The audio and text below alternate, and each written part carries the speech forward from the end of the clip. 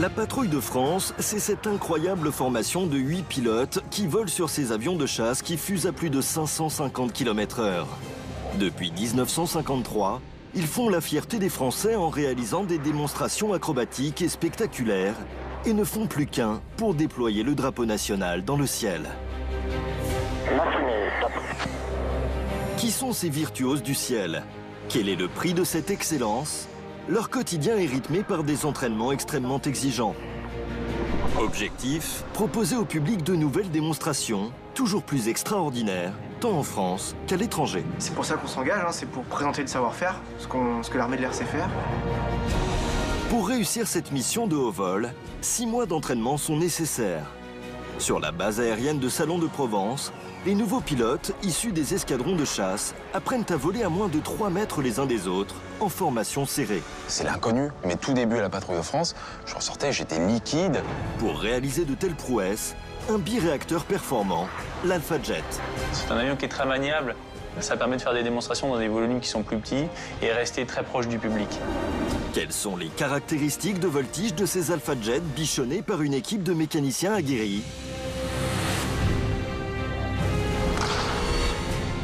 En saison estivale, la patrouille de France réalise une 50aine de démonstrations aériennes pour représenter le savoir-faire de l'armée française. Toute une caravane se met alors en route. Un CASA, un avion d'accompagnement militaire, embarque équipe de piste et pièces de rechange et suit les Alpha Jets. Le rythme lors d'un déplacement est intense. Les vols de transit et d'entraînement se multiplient en amont de la démonstration. Dans l'ombre, l'équipe de piste réalise remise en œuvre et réparation. Et surtout, tout peut basculer, à tout moment, face à une météo capricieuse. Bienvenue au cœur de la patrouille de France. L'entraînement de la patrouille de France, dit hivernal, commence en octobre. Il va durer 6 mois. Les pilotes ont tous été chefs d'escadron et ont plus de 1500 heures de vol. Salut, comment ça va? Un pilote à la patrouille de France, c'est donc avant tout un pilote de chasse. En réalité, ce qui me différencie moi d'un pilote de chasse qui est sur un théâtre d'opération, c'est juste la couleur de la combinaison et la mission. Mais l'état d'esprit et la foi en la mission est exactement la même. Donc mon caractère de pilote de chasse, toute ma rage, toute ma foi dans la mission, ma volonté de bien faire, je vais la mettre au profit de la mission, qui est de faire de la démonstration aérienne. Ils sont au nombre de 9, 8 pilotes et un remplaçant, et on les surnomme Athos, comme le mousquetaire d'Alexandre Dumas. L'indicatif de la patrouille de France, c'est Athos. Athos pour un pour tous et tous pour un. Chaque individu permet de construire l'équipe. Chaque mousquetaire a une position bien précise dans la formation menée par Athos 1, le leader.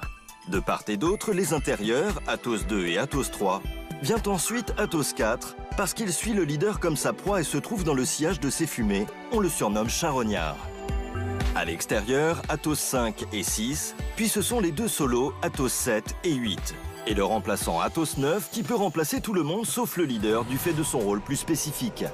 À la patrouille de France, le renouvellement des pilotes se fait par tiers. Par tiers, pourquoi? Parce que c'est un métier qui est très engageant, qui nous demande beaucoup de disponibilité personnelle. Donc on reste en général à la patrouille de France entre 3 et 4 ans quand on est pilote. Donc ce renouvellement par tiers nous permet d'assurer la pérennité de la patrouille.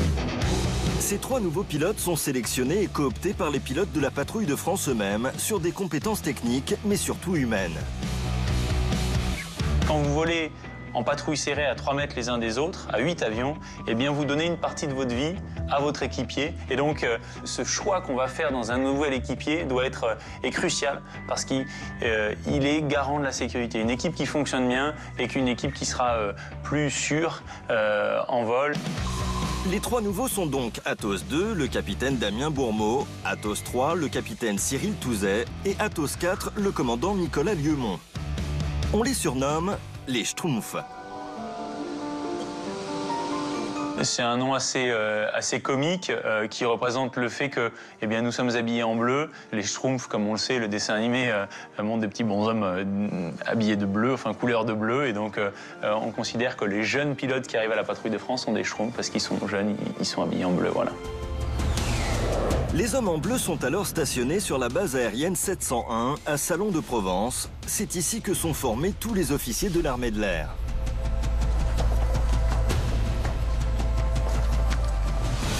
On revient aux sources. Cette base nous a formés, on a appris les rudiments de la vie de militaire, on a appris les rudiments du pilotage ici. C'est donc un symbole fort puisque c'est ici que chaque pilote de chasse est formé. Et ce n'est pas la seule raison de leur stationnement à Salon de Provence. Réaliser de telles acrobaties aériennes nécessite certaines conditions opérationnelles. L'avantage, évidemment, c'est qu'on est dans le sud de la France, qu'on a des bonnes conditions météo. Le vol qu'on fait à la patrouille de France, c'est du vol à vue, c'est-à-dire qu'on vole en formation serrée, les uns proches des autres, et la préparation ne peut se faire que par de belles météos. Ce site a été choisi à dessein. Ici, nous avons une bonne météorologie toute l'année qui nous permet de nous entraîner. Le rythme des entraînements est très soutenu. Surtout le premier mois, car ce sont les premiers vols des Schtroumpfs. Seul le box avant s'entraîne. On rentre à la patrouille de France en général en se disant je sais pas si je vais en être capable. C'est un gros challenge et j'ai envie de le tenter, quoi. Les premiers jours où je faisais mes tout débuts à la patrouille de France, je ressortais, j'étais liquide, j'ai transpiré de partout. Et pourquoi? Parce que c'est l'inconnu. Devant, décollage, top. On reprend tout à zéro. La technique en elle-même de pilotage est complètement différente. On vole très proche du sol, donc on fait des boucles à 300 pieds sol. On y va, boucle. Dans les forces, on fait de la voltige, ça fait partie de la formation pareil du pilote de chasse, mais on fait ça à 5000 pieds ou à 10 000 pieds d'altitude. Il y a l'appréhension du sol en vision périphérique qui rentre en compte, donc c'est ces choses-là auxquelles on s'accoutume. Séparation. Pendant ce premier mois, ils vont donc répéter des figures simples de voltige. Une boucle qu'on vulgarise en l'appelant également looping. On tire sur le manche et on fait que tirer et l'avion il va partir dans le plan vertical comme ça, de telle sorte que dans le plan vertical, eh bien, ça dessine un cercle. Derrière, 3-2. Premier coupé, top. Tonneau, top. Le tonneau, on va utiliser la partie roulis pure de l'avion. Donc par exemple, un tonneau à gauche, eh bien, boum, j'envoie le manche à fond à gauche et dès que je commence à voir les ailes qui reviennent à plat, je le remets au centre et de telle sorte, l'avion il va faire ça. Derrière, décollage, top. Décollage, top. Après s'être entraîné seul pendant un mois, le box avant est rejoint par le box arrière. Les entraînements se font donc désormais à 8. Et chacun doit tenir sa place dans chaque figure réalisée. Quand vous débutez votre pilotage à plusieurs avions comme ça, les uns autour des autres, eh bien vous avez ce qu'on appelle une bulle. Votre bulle dans laquelle vous avez le droit d'évoluer. Et vous n'avez pas le droit d'en sortir, parce que si vous en sortez, vous risquez de vous rapprocher d'autres avions. Ce qui est assez drôle, c'est qu'en fait, techniquement, ça ne change rien d'avoir plus d'avions autour, mais on sait qu'ils sont là. Et ça fait la différence, en fait. On a une pression, vraiment une pression psychologique, parce qu'on se dit, bah, j'ai pas le droit de ne pas être en place. On se dit, bah, ils sont derrière, on sent un peu leur souffle chaud dans le cou. Les effets aérodynamiques autour des avions font que les avions se repoussent un petit peu. Et lorsque les avions arrivent autour de nous, eh bien, on les sent. Mentalement, c'est compliqué de débuter ces vols à 8. J'augmente. L'inclinaison. On y va très crescendo, hein. Les premiers mois, c'est des virages. Hein. Virage à gauche, virage à droite. Hein. Voilà. On y va crescendo, mais le rythme est intense. En 6 mois de temps, un pilote qui était pilote en escadron de chasse va apprendre à voler en formation serrée à 8 avions. Il va apprendre à se mettre sur le dos avec des avions qui sont à 3 mètres de lui. Donc ça va imposer un rythme de 2 à 3 vols par jour, des séances de sport, de musculation, de préparation physique. Donc ce rythme est très dense. En effet, à titre de comparaison, les pilotes fournissent autant d'efforts en 10 minutes de vol qu'en courant un sprint de 3000 mètres. Tous les vols de la patrouille de France sont effectués avec des Alpha Jets. La manière dont on va piloter l'Alpha Jet n'est pas du tout la même manière dont on pilote un Rafale ou un Mirage 2000.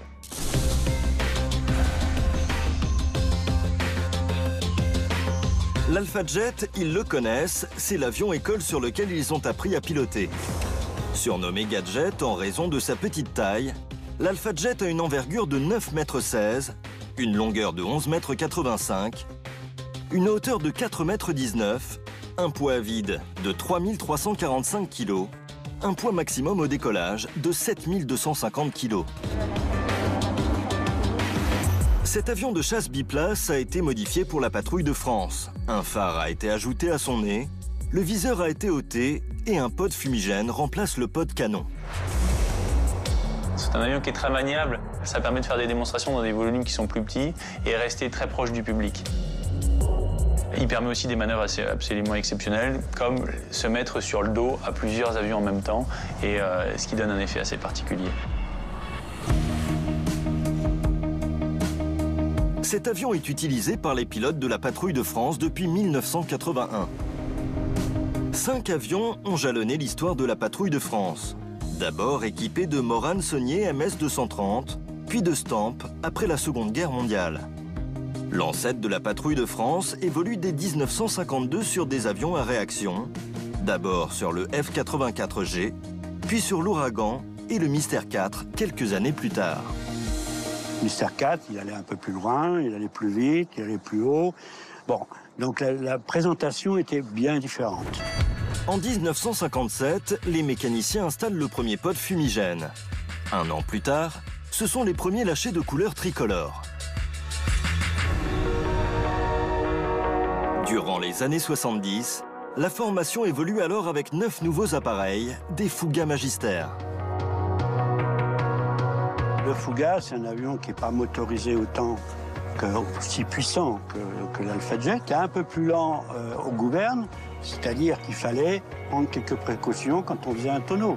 Il fallait un peu lever le nez, et puis bon, de façon à ne pas se rapprocher trop vite du sol.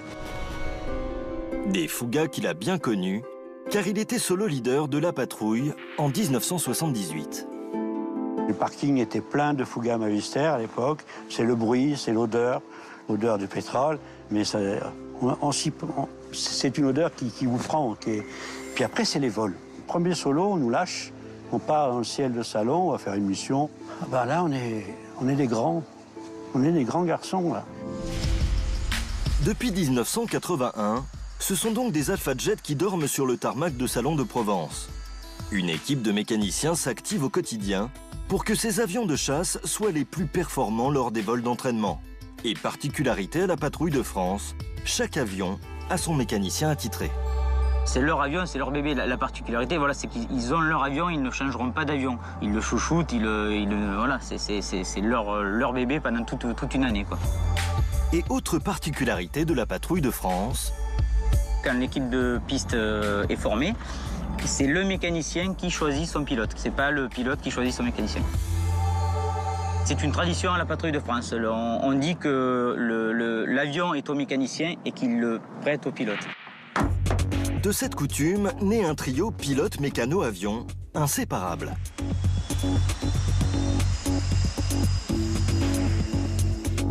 On fait toujours le tour avion dans les forces de son avion pour vérifier que le mécanicien a bien fait son travail. Pas la patrouille de France. On monte dans l'avion, les yeux fermés. Enfin, on les ouvre quand même pour piloter, mais je veux dire, on monte dans l'avion avec une entière confiance au mécanicien. Et puis, donc c'est vraiment une unité, c'est le maître mot, quoi. Ils sont 37 mécaniciens à bichonner ces Alpha Jet. C'est une pression, c'est une grosse pression, une grosse responsabilité. Mais bon, ça me plaît, c'est motivant et puis c'est exceptionnel de travailler pour cette unité.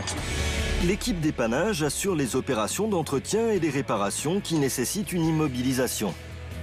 L'équipe de piste assure la mise en œuvre des Alpha Jet à l'occasion des vols d'entraînement. Il y a plusieurs spécialités. Il y a les armuriers qui s'occupent des fumigènes, du siège éjectable. Il y a les avioniques qui s'occupent de tout ce qui est partie électrique sur l'avion. Les mécaniciens vecteurs cellules hydrauliques qui s'occupent de la plus grosse partie en fait de l'avion. Et il y a les motoristes bien sûr qui s'occupent bien sûr essentiellement du moteur. Les mécaniciens de la piste, renforcés par 4 mécaniciens de l'équipe d'épanage, accompagnent la patrouille de France lors de ses déplacements. Ils interviennent alors sur l'avion, avant et après chaque vol, en vue de garantir le bon déroulement des représentations.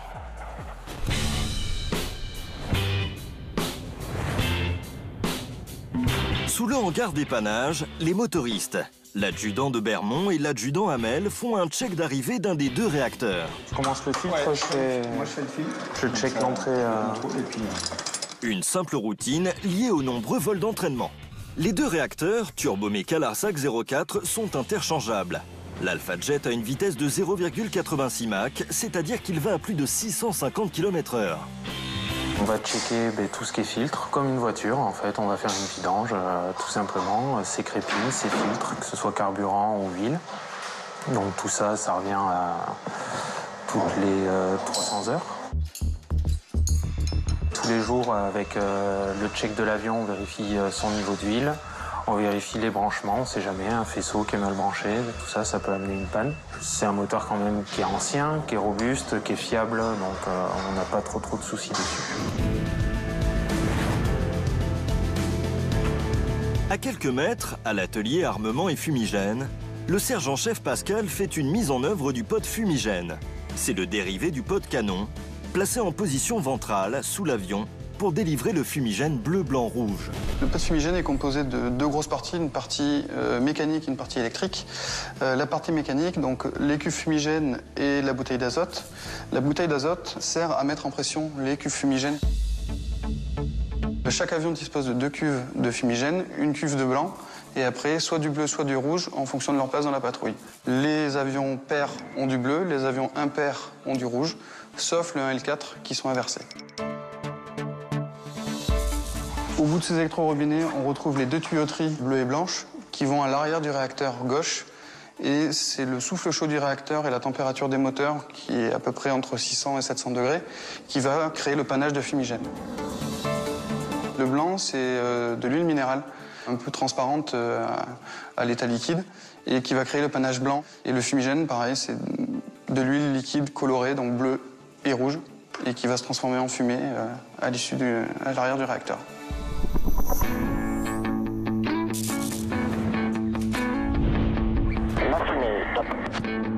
Cette traînée bleu-blanc-rouge, c'est l'ADN de la patrouille de France. Elle souligne la chorégraphie aérienne imaginée par Atos 1, le leader, aidé par Atos 5 et 7. Coupe top et je renverse à droite. Maintenant. Il faut concevoir une figure qui soit suffisamment parlante pour un spectateur, sans que l'on se mette non plus dans les limites de l'avion.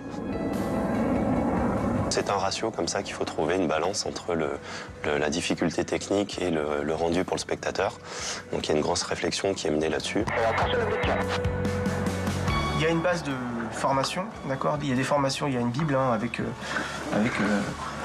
par exemple c'est ça, voilà, Bible de la patrouille de France, où là-dedans il y a toutes les formations, et toutes les figures, on a toutes les vidéos des anciens rubans. Chaque série est divisée en deux parties, le ruban, puis la synchro. Dans la première, les 8 avions évoluent en formation serrée et dessinent avec les fumigènes un ruban.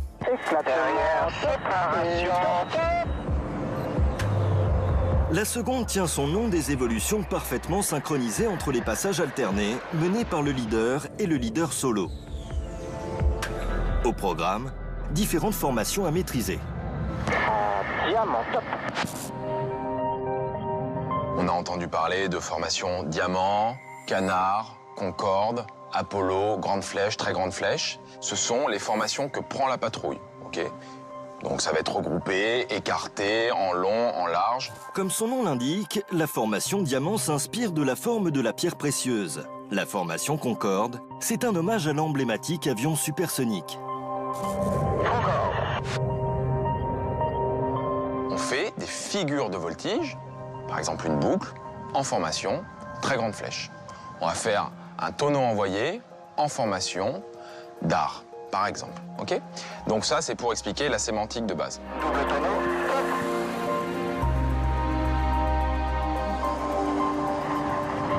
Pour le box avant, au final, il n'y a que deux formations type. Il y a le Diamant et le Concorde. En canard. Top. Sur une base Diamant, on va travailler par exemple le Canard, la Grande Flèche, des choses comme ça. Sur une base Concorde, on travaillera l'Apollo, on travaillera la Très Grande Flèche, voilà. Si je prends par exemple la base du Concorde, donc si les extérieurs reculent d'un cran, bah, ça fera la formation Apollo. Si les solos vont sur l'extérieur, ça fera la formation Très Grande Flèche, voilà. Synchro, c'est une des figures préférées des Français et d'Atos 4, le charognard, situé derrière le leader. Cœur branché, top. C'est une figure que j'aime bien en tant que charognard parce que c'est là où je sors de la formation pour exécuter une figure de voltige de mon côté. Tous les deux, on dessine tous les deux un trèfle. Lui, il fait son trèfle à gauche, moi je ferai mon trèfle à droite et on se recroise en bas, ce qui dessine le cœur. Le gros travail entre nous, c'est de faire un trèfle qui soit parfaitement symétrique, donc on ait vraiment le même taux de roulis, qu'on ait les mêmes points clés en haut, qu'on soit parfaitement vertical et puis qu'on croise bien en bas pour bien dessiner un cœur, qu'il n'y ait pas de décalage ou des lobes, un lobe plus gros d'un côté que de l'autre. Cette année, la Patrouille de France a mis en place une nouvelle figure pour le ruban. Après, il y a des figures, et sur les figures qu'on a créées cette année, il y a notamment l'ADN, qui est une séparation où on est tous les 8, on se sépare en 4+4, on dessine un ADN et on se rassemble à 8 à nouveau. Et même une nouvelle formation. Et cette année, on a créé une nouvelle formation, c'est la formation chevron. Le charognard recule avec ses deux solos. Les chevrons, c'est le symbole de la chasse, les deux chevrons. Voilà, c'était un petit clin d'œil au monde de la chasse. Cette démonstration, il faut la mémoriser au sol avant de l'assembler en vol. Pour cela, Atos 1, le leader, organise une répétition appelée musique. Au son de sa voix, les mains volent et reproduisent les manœuvres de pilotage. Les gestes et les figures effectuées dans les airs sont répétés inlassablement. Comme ici, un tonneau. Il visualise mentalement le vol à venir et mime les gestes à reproduire dans le poste de pilotage. La concentration est maximale, car le moindre écart en vol peut être fatal.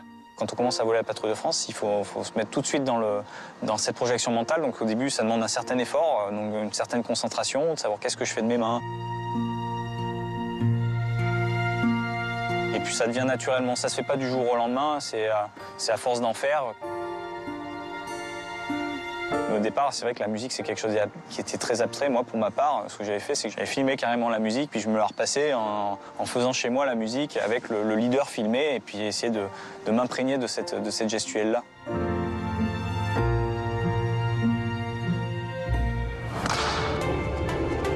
Alors c'est bien.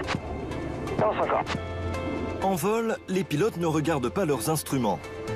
Tout le monde tient sa place en regardant le leader. Voilà. Tout le monde ne regarde le leader. Même les extérieurs qui ont l'intérieur devant, eh ben, ils regardent par transparence, ce qu'on appelle par transparence. C'est pour ça que le box arrière, c'est plus dur et ça demande plus d'expérience.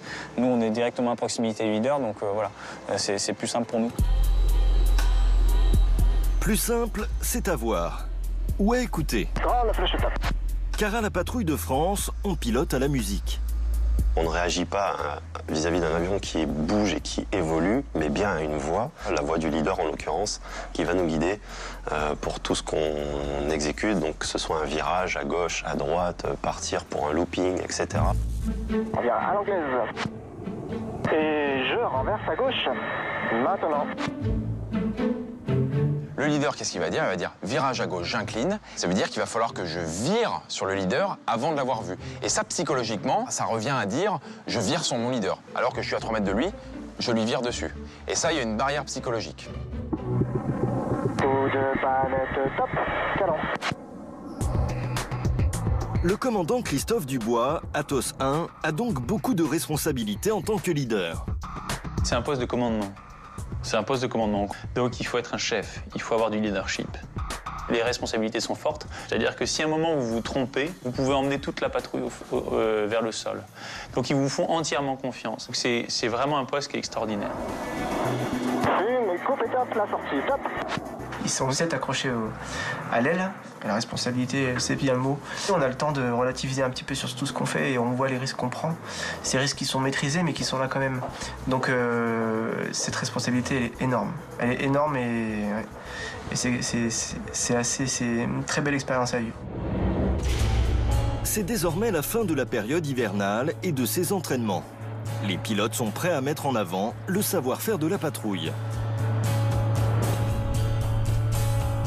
La Patrouille de France va s'envoler, comme chaque année depuis 1953, pour une saison estivale.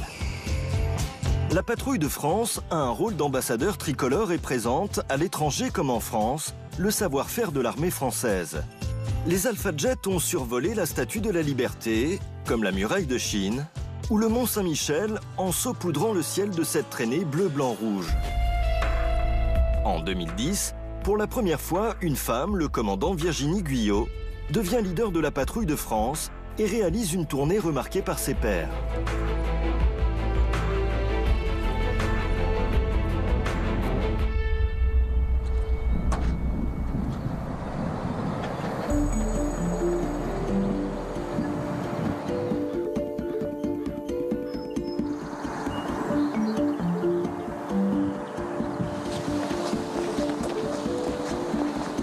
Aujourd'hui encore, la patrouille de France perpétue les traditions et part pour une saison estivale composée de plus de 50 vols d'entraînement, de plus de 100 vols de transit et d'une cinquantaine de démonstrations ou survols. Sur la base de Salon de Provence, les pilotes se préparent pour un déplacement de 5 jours. Avant de réaliser les démonstrations aériennes de samedi et dimanche, ils vont s'entraîner sur zone en région parisienne.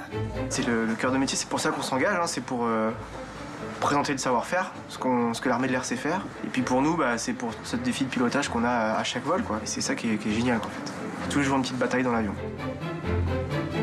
Le tableau est assez chargé, hein, donc chaque week-end, on a plein de démos effectuées, plein de défilés à faire.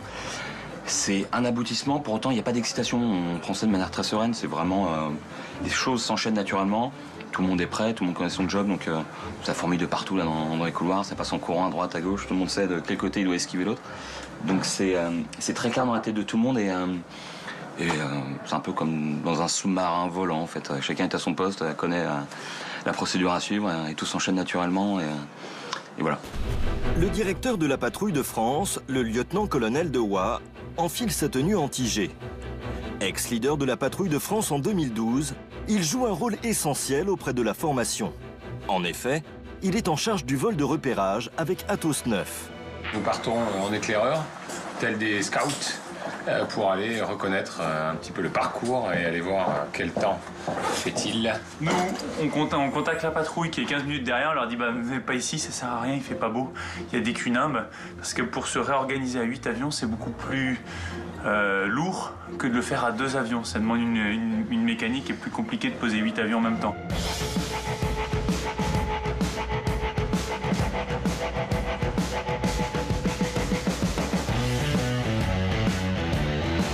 Minutes plus tard, les 8 Alpha Jets s'envolent à leur tour. Ils sont suivis du CASA, l'avion d'accompagnement militaire, dans lequel embarquent les autres mécanos, les pièces de rechange et outils pour les Alpha Jets et bien sûr, les valises de chacun.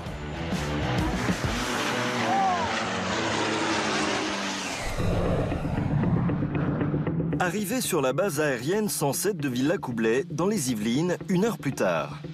La patrouille de France stationne ici car c'est à proximité du terrain de la démonstration de dimanche qui est prévue à la Ferté-Alais. La formation a profité du vol de transit pour faire un détour et réaliser un vol de reconnaissance. Mise en place sur le terrain d'entraînement, qui sera le terrain de démo après-demain. La Ferté, c'est un site connu, donc on connaît les dangers de la Ferté. Je crois qu'il y a quelques petites corrections à appliquer. Là, ils ont que les solos ont vu eux pour leur croisement, et moi c'est bon, j'ai trouvé mes repères, tout va bien. Il va mieux voir et relax que moi.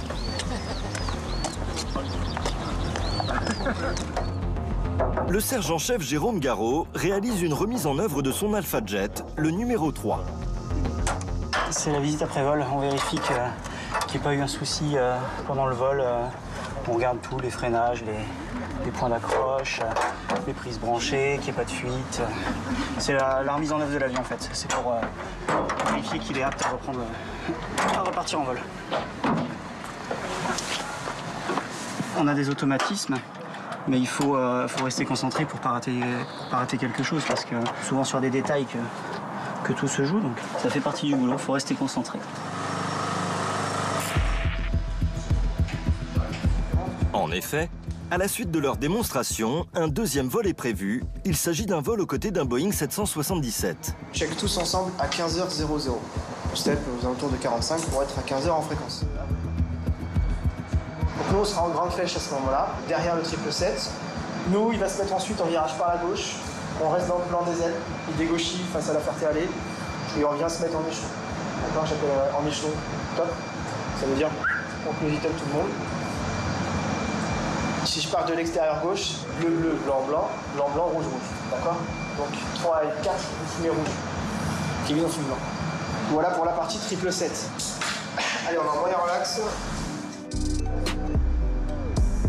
On garde les automatismes de l'entraînement hivernal. On réalise une musique pour visualiser ce vol au sol. Christophe, le leader, est aux commandes. La particularité pour l'arrivée sur La Ferté, c'est en légère descente pour qu'on puisse voir bien la perte. D'accord? En moyen relax, G3-2. En Condor, top. Condor et... Il est 44, on se retrouve en fréquence à 15h. Suite à ce brief, les pilotes ont plusieurs informations importantes à retenir. Certaines sont inscrites sur un document, accroché à leurs jambes, pour faciliter la lecture en vol.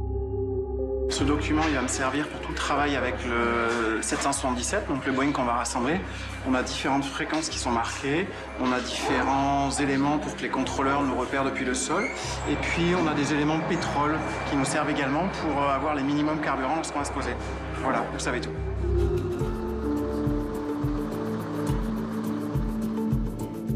Les pilotes sont équipés par leur mécano. Atos 3 enfile sa tenue anti-G, une tenue qui a son utilité quand on réalise ces figures de voltige à une telle vitesse. La combinaison anti-G, ça permet de retarder la perte de connaissance induite par la prise de facteur de charge dans un avion de chasse.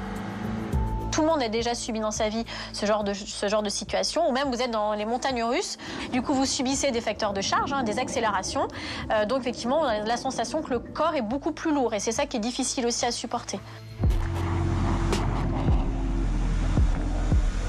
Ces accélérations, ce sont les G. Et donc on a des G positifs, des G négatifs. Ces différentes forces que vont subir donc le pilote de chasse notamment vont entraîner des perturbations corporelles, physiologiques, notamment au niveau de la circulation sanguine. Pour le pilote de chasse, les G positifs se traduisent par une accélération amenant le sang vers les pieds. L'effet d'accélération donne non seulement l'impression au pilote de peser plusieurs fois son poids, mais entrave également les mouvements musculaires et réduit la capacité du pilote à contrôler son appareil. Son sang descendant de plus en plus dans les jambes, le cerveau du pilote n'est donc plus irrigué, ce qui a pour conséquence l'apparition de troubles de la vision, jusqu'à la perte de connaissance. A l'inverse, les G négatifs se traduisent par une accélération amenant le sang vers le cerveau, ce qui provoque de terribles maux de tête. Le pilote subit alors des troubles de la vision, il va voir flou, et c'est le voile rouge. On fait des manœuvres anti-G, donc en contractant les abdos, et également on a ce pantalon anti-G qui se gonfle et comprime les hanches, les cuisses, les mollets, et donc retarde l'afflux de sang du haut vers le bas. Okay, et donc, c'est important en fait. C'est important parce que si on perd connaissance, il n'y a plus personne aux commandes. Et donc, on peut se tuer. Les pilotes de la patrouille de France subissent environ 5 G en vol groupé et jusqu'à 7 G pour les solos.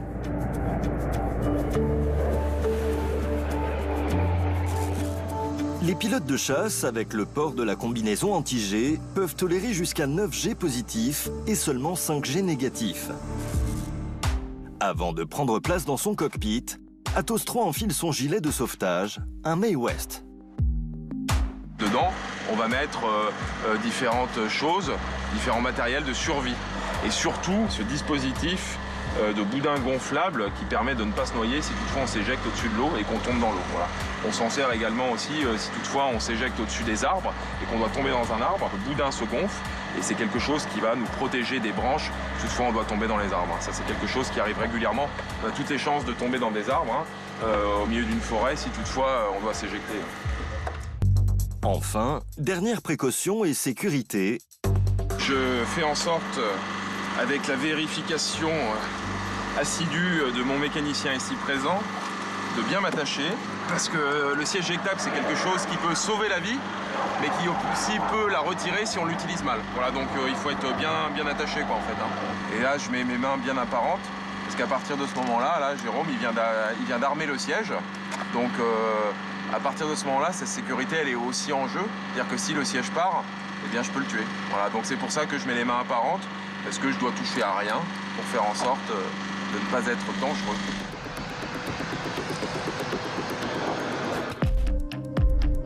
En En cas d'extrême urgence, lorsqu'un pilote s'éjecte, une balise de détresse s'active aussitôt. Le pilote tire sur la poignée d'éjection au milieu de ses jambes. En 0,26 secondes, celui-ci se retrouve brusquement éjecté de l'habitacle après qu'une petite charge explosive ait fait sauter le toit de la verrière. Puis le siège se stabilise avec l'ouverture du parachute. Une décélération du siège se produit. Enfin, la descente s'amorce pour le pilote.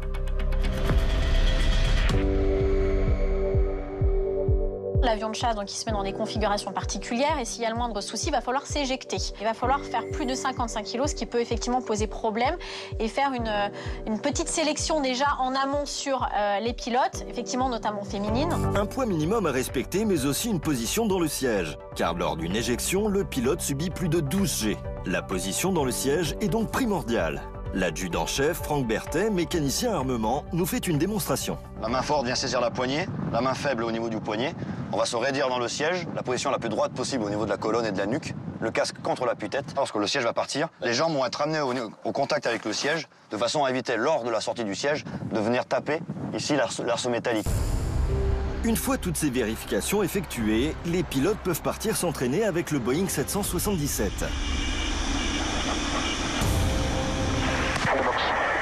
Et renverse à gauche. Maintenant.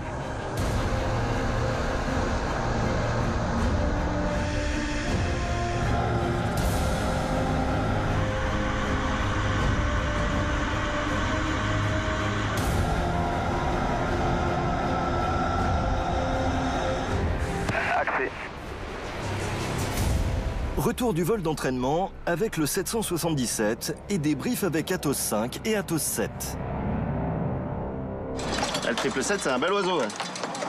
C'est un gros oiseau. C'est toujours des vols qui sont très compliqués. Pour la tenue de place, il faut être vraiment irréprochable. Lorsqu'on suit un autre avion, c'est toujours délicat parce qu'il y a beaucoup moins d'ordres qui sont donnés. Donc on évolue à vue par rapport à notre leader qui lui-même évolue à vue. Il faut être alerte et voilà, donc tout le monde est alerte et tout le monde est concentré pour faire ça et c'est ça qui prend de l'énergie. C'est un combat complètement engagé, quoi.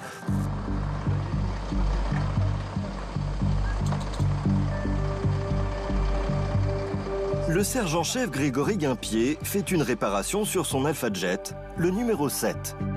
Donc mon pilote, le capitaine Hervé Aubert, en revenant de son vol, m'a dit bon, j'ai le voyant d'aérofrein qui est toujours allumé. Le mécanicien a détecté la raison de ce voyant allumé. Les ressorts du boîtier d'accrochage aérofrein ont cassé en vol. Donc l'aérofrein ne pouvait pas se verrouiller. Donc ça t'avérait juste que c'était deux ressorts de cassés. Hop. Une fois les Alpha Jets remis en œuvre, autrement dit vérifiés par les mécaniciens, tout le monde peut repartir. On s'en va à Poitiers, je crois. Et vous allez faire quoi à Poitiers? Eh ben, on va faire un meeting, on va s'entraîner demain et on fait un meeting samedi, circuit du Val de Vienne au Vigan. Donc là, en fait, le troisième vol de la journée, c'est assez rare, donc c'est quand même plaisant.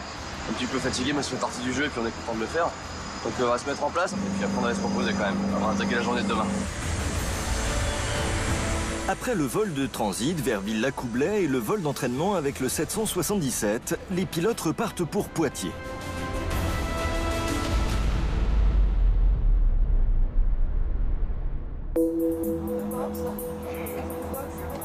Aujourd'hui, Atos 9 va remplacer Atos 2 pour le vol d'entraînement au-dessus du circuit du Vigan. Demain, la patrouille de France y fait une démonstration. Chaque pilote doit voler pour rester à son meilleur niveau, surtout lui. Le remplaçant a 7 postes à étudier et qu'on a 3 différentes catégories de démos, une beau temps, une intermédiaire et une mauvais temps. Ça fait effectivement 21 partitions à savoir jouer, sachant qu'elles ont des points communs quand même, donc c'est pas vraiment des partitions complètement différentes. Ouais.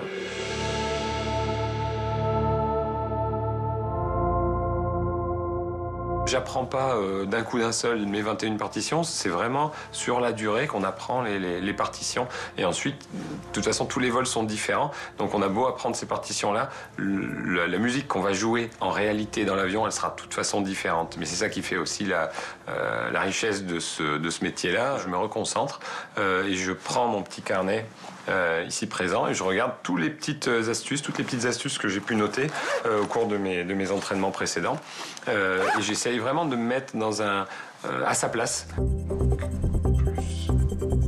Exception à la règle, il y a un pilote que Atos 9 ne peut remplacer. Le point particulier, c'est qu'il n'est pas capable de remplacer le leader parce que le pilotage à la patrouille de France se fait à la voix du leader.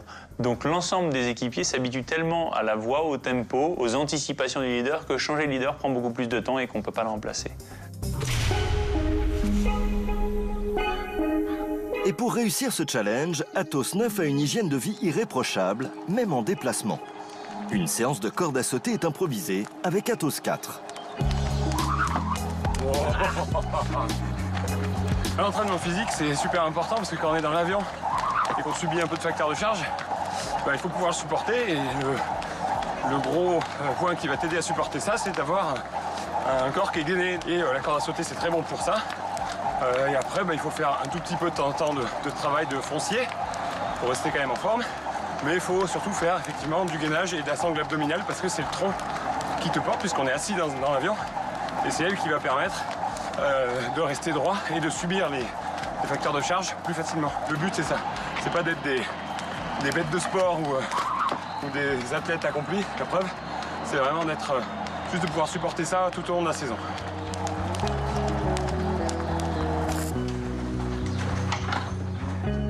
Atos 4 enchaîne par une séance de crossfit harnachée d'un TRX. Ça a été fabriqué par les soldats américains en Afghanistan, qui leur permet de faire tous les exercices de base de muscu, mais sans charge. Quand on a la chance d'avoir une salle de muscu dans l'hôtel, c'est parfait, mais c'est pas tout le temps le cas. 3, 2, 1, go!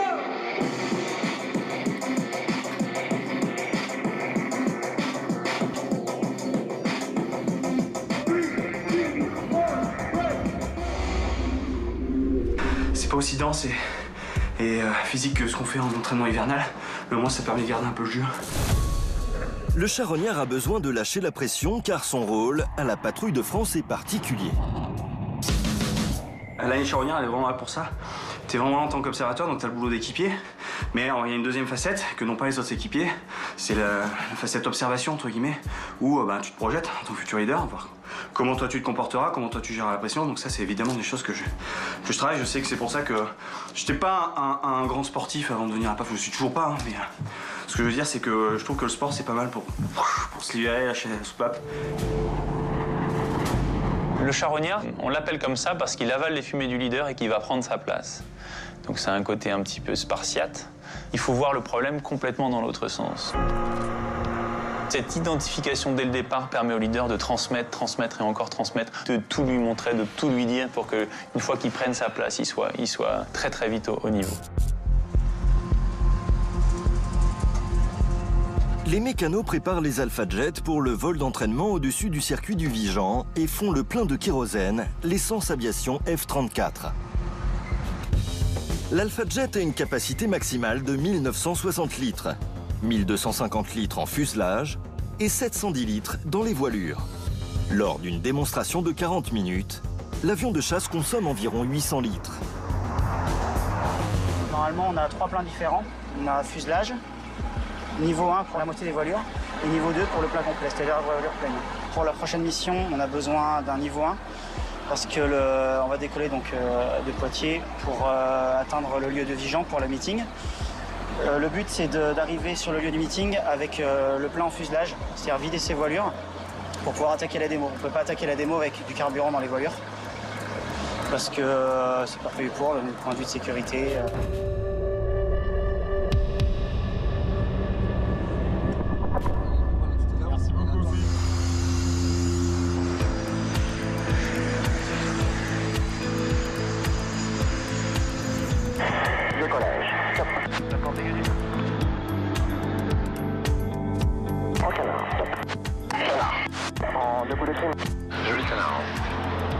Retour du vol d'entraînement.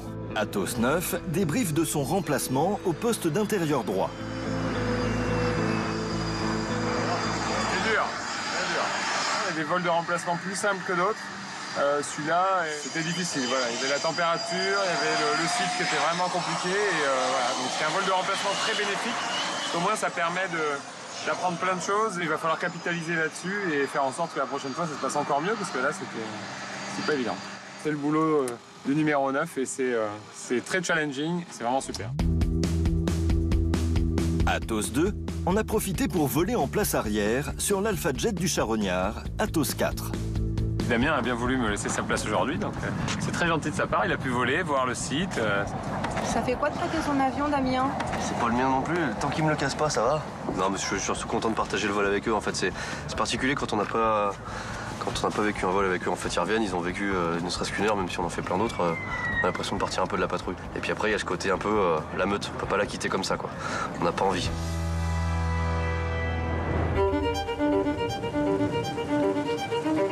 Le lendemain, jour de démonstration, les conditions météorologiques se sont fortement dégradées sur le circuit du Vigan. Allez, G3-2, on est en moyen relax. On est dos public, les tribunes devant nous, en diamant top. Quelle partition va être jouée? Les pilotes se reconcentrent avec une musique. Et top, tonneau top.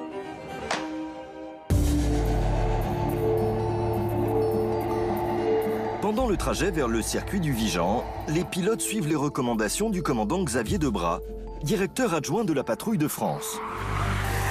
Voilà, t'écoute sur rue. Il n'y a pas de vent, il y a 19 degrés et le BRDD est à 997. Ouais, pour l'instant, Von, c'est pas génial du tout.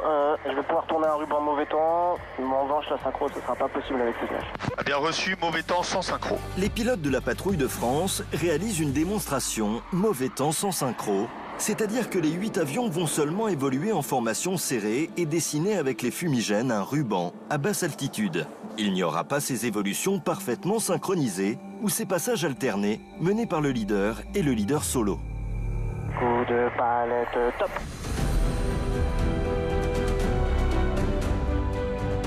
Virage à gauche, j'incline. Fumée, coupé top. J'aborde la mission de démonstration comme j'aborderais une mission sur un théâtre de guerre. Augmente, la juste bien. C'est vraiment un combat de l'intérieur, on se bat vraiment à tenir ses repères, on se bat contre les éléments, des fois quand il fait chaud, que le moteur il pousse pas, des choses comme ça, on transpire, c'est un combat. Dans le cockpit, c'est la guerre. Dans le cockpit, c'est la guerre. Bon, on rentre. Ok, bon travail vu les conditions, l'organisation vous remercie chaleureusement, à tout de suite. Pas le temps de se reposer, un vol de transit s'organise. Ça fait pas très beau, mais on y va quand même. C'est suffisamment beau pour qu'on puisse y aller. Nouveau départ pour la base aérienne 107 de Villacoublay, en espérant que la météo soit différente, car demain, c'est la démonstration à la Ferté-Alais.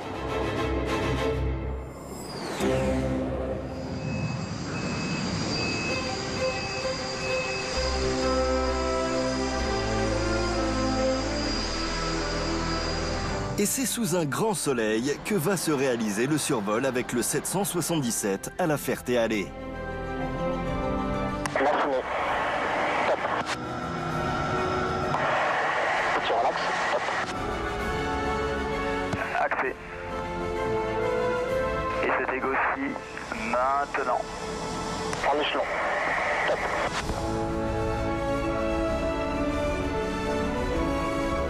Pour la séparation. Top. C'est avec un grand plaisir que tout le personnel et tous les métiers d'Air France ont souhaité partager aux côtés de nos amis la patrouille de France notre passion pour l'aéronautique qui dure depuis plus de 80 ans avec vous, public de la Ferté-Alais.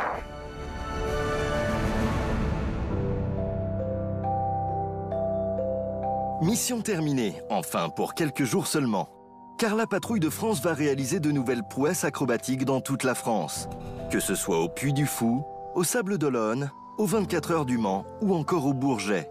Sans oublier le traditionnel survol de Paris lors du défilé du 14 juillet. Un moment particulier pour la patrouille de France. Il y en a beaucoup, il y a énormément de souvenirs évidemment en 6 années, mais moi je retiendrai le souvenir marquant de ma première année. Lorsqu'on a déployé le drapeau bleu-blanc-rouge sur les Champs-Élysées, le 14 juillet, moi ça a été fort en émotion. On représente nos frères d'armes et là on est à notre place en train d'ouvrir ce défilé aérien devant les plus hautes autorités. Tout le monde regarde ce défilé, donc c'était un moment fort pour moi. Le plus beau souvenir pour moi, c'est le survol de Paris, parce que le survol de Paris, c'est notre capitale, c'est le drapeau français, ça fait sens. Moi, si j'ai choisi de rentrer dans l'armée de l'air, c'est pour servir mon pays. Et j'étais tellement fier et heureux de pouvoir peindre ce drapeau français au-dessus de Paris. Ça portait tellement de sens que pour moi, c'est le plus beau moment aéronautique. Et cette fierté française, celle de représenter les frères d'armes, ceux au combat, les pilotes de la patrouille de France nous la transmettent. À chaque ruban bleu-blanc-rouge, à chaque diamant ou chevron réalisé aux commandes des 8 Alpha Jet, ces avions de chasse qui volent à plus de 550 km/h. Après 6 mois d'entraînement dans le sud, à Salon de Provence, et une expérience de pilotage unique, les pilotes de la patrouille de France réalisent des prouesses aériennes à quelques mètres les uns des autres, devant des milliers de spectateurs, époustouflés et séduits à chaque musique. La saison estivale est acrobatique, technique, mais surtout une aventure humaine incroyable.